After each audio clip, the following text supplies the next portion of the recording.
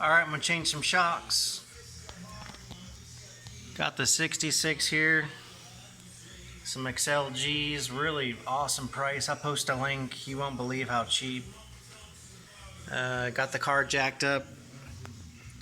Arcan XL 2T. This thing is amazing. This car's only got drop spindles.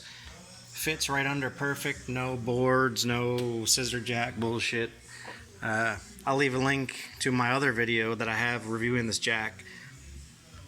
But basically what I do is stick the shock in here, put the nut on the bottom, don't tighten it, and cut the strap, put the bushing on and let it go up to the mount.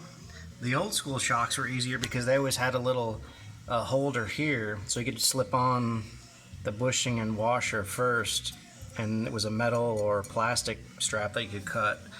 So yeah, I don't have a fancy tripod or anything, so you'll hear me cut it, put that on, and then the shock will push it through. I don't feel like taking the tire off, so yeah. Here we go.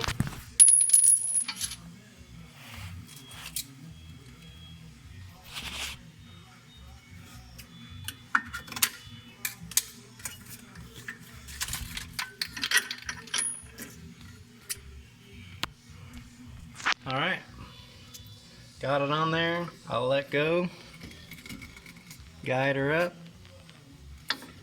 There we go.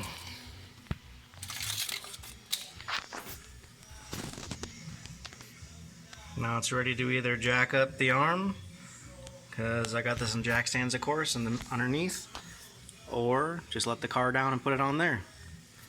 Of course, on the top, got your washer and your rubber.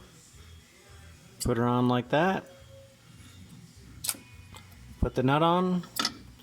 Sometimes there's two nuts, double nut it. Sometimes there's not. Depends on which installation kit you get.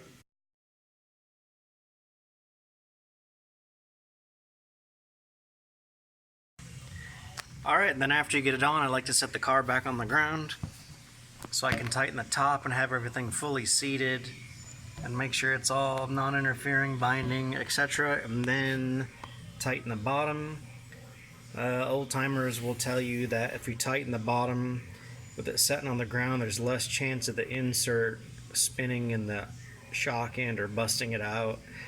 You know, the Bentley manuals and all that don't really address it, but it sounds reasonable to me, especially setting on the ground to tighten this stuff up here. So, hope this helps.